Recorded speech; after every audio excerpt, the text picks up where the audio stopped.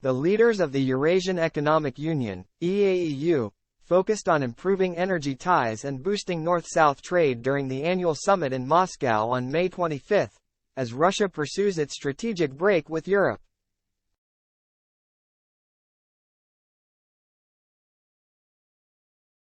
Cut off from Europe by extreme sanctions imposed by the West, Russia is looking to expand its relations and trade with its partners to the south and east.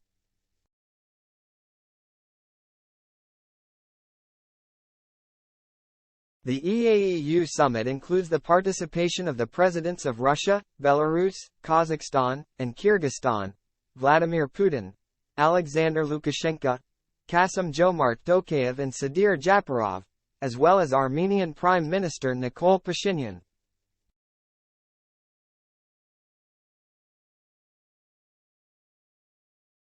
As laid out in Russia's new foreign policy concept, the EAEU has risen in importance as a gateway to the vast markets of Southeast Asia after Russian economic ties were broken by the extreme sanctions regime imposed by the West.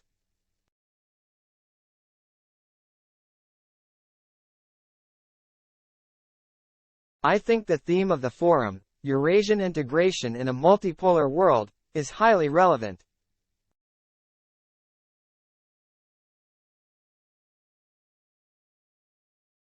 It spans the most important issues the Eurasian Union is addressing today when it comes to creating favorable conditions for the EAEU economies and the development of cooperation throughout Eurasia, Putin said in his speech during the plenary session.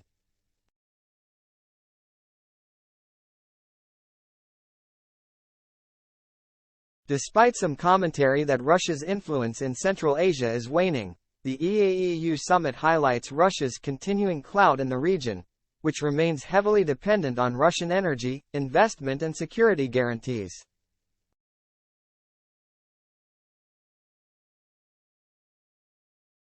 The Central Asian leaders and Armenia's Pashinyan underscored the point by all choosing to travel to Moscow and stand on the podium with Putin at the May 9 Victory Day parade on Red Square.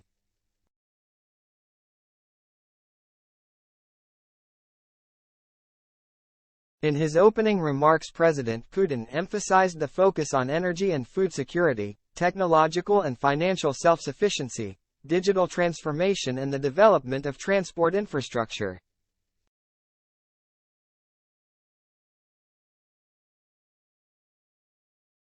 We will focus on ways to ensure energy and food security, as well as technological and financial self-sufficiency, boost digital transformation processes, remove regulatory and trade barriers and develop transport infrastructure, Putin said in his opening remarks.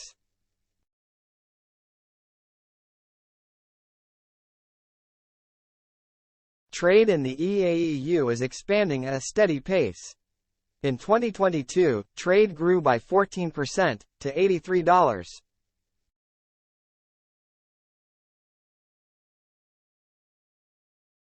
$3 billion, Putin said.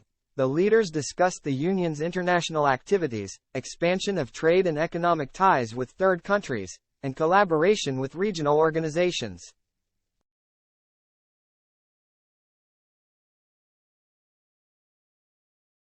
Eurasia holds special strategic significance for China as well, which did not participate in the meeting, aligning with Beijing's Belt and Road Initiative, BRI, to enhance communication links between Asia and Europe.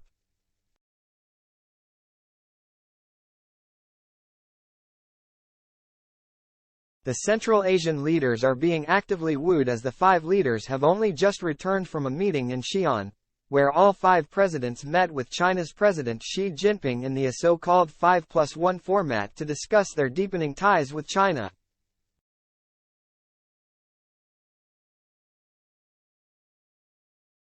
A flurry of investment deals were signed ahead of the meeting as China increases its economic commitment to the region.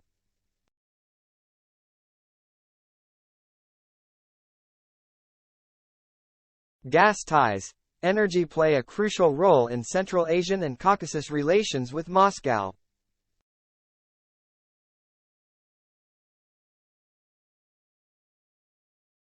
Uzbekistan in particular suffered a debilitating energy crisis this winter and is in the midst of a deal to import Russian gas to fill its energy shortfall.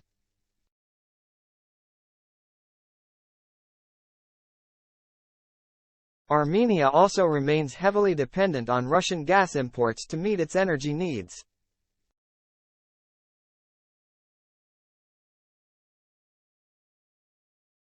Since being swept to office in the Velvet Revolution in 2018, the nominally liberal President Pashinyan has gone out of his way to build close ties with the Kremlin and has secured advantageous energy deals in return.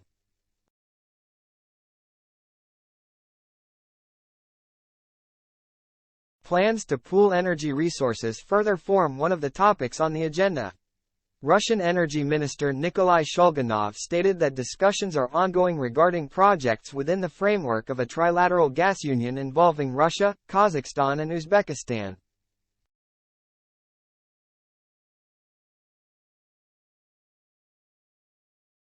The plan entails the supply of Russian gas through the territories of these countries, aiming to coordinate commercial interests.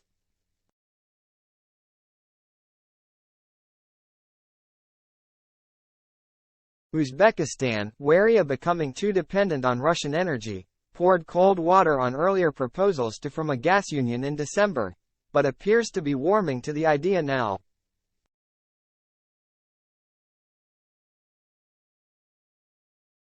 Shulganov said the plan for the gas union is still at the discussion stage, for now.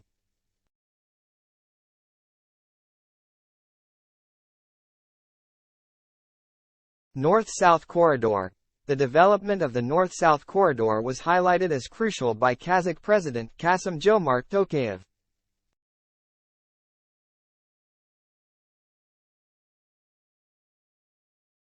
This corridor has the potential to transform the transport structure of Eurasia, providing a vital link for global logistics, the Kazakh president said.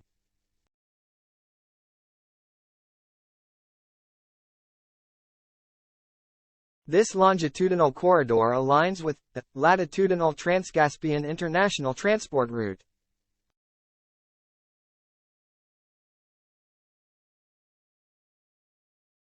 This is why we see notable synergy in coordinated and systemic development of both routes, Tokayev added.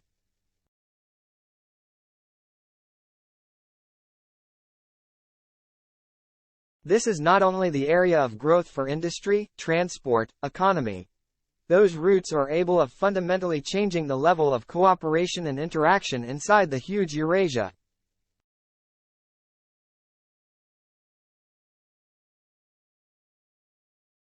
The corridor aims to attract cargo flows from India, Iran and the Persian Gulf countries passing through Russian territory to Europe.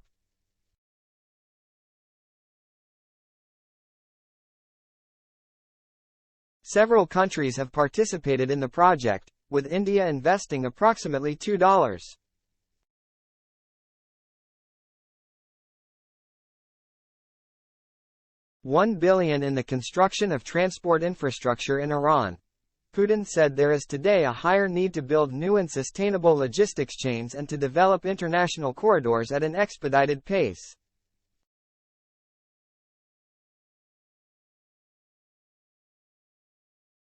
In the past few days, we signed an agreement on laying the Risht-Astara railway with our Iranian colleagues.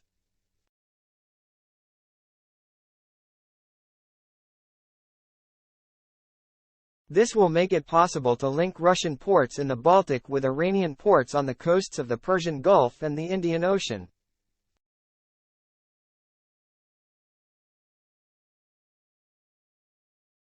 Construction of the new line will get underway this year, Putin said. We are closely cooperating with Azerbaijan in the context of this corridor.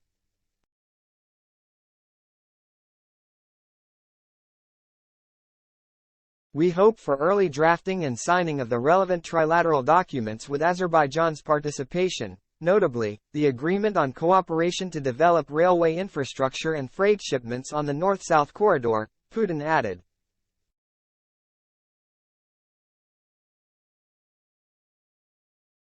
The Russian president also said that the members of the EAEU are working to end the use of the currencies of unfriendly countries in settling their mutual trade deals.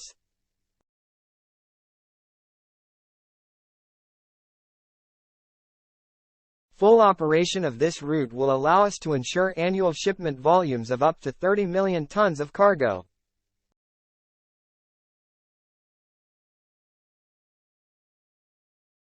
This railway will be in a position to compete for freight traffic with traditional trade routes.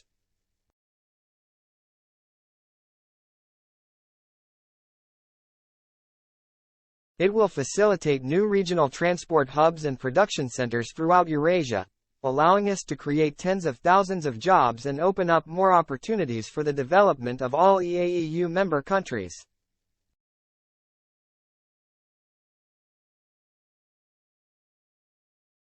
The logistic ties are part of the growing cooperation between an emerging BRICS bloc where the leading emerging markets, EMs, are working to deepen commercial and financial ties independently from the West.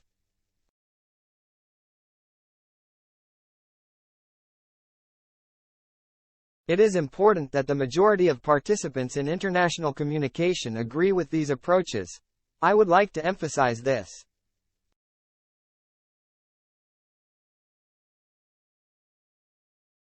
And these are not empty words, they really do agree with this approach.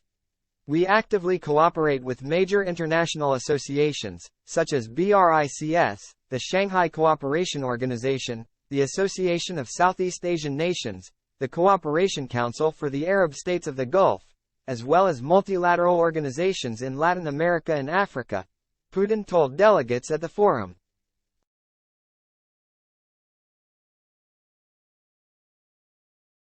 The EAEU summit showcased Russia's commitment to strengthening regional cooperation and expanding its economic influence beyond European borders.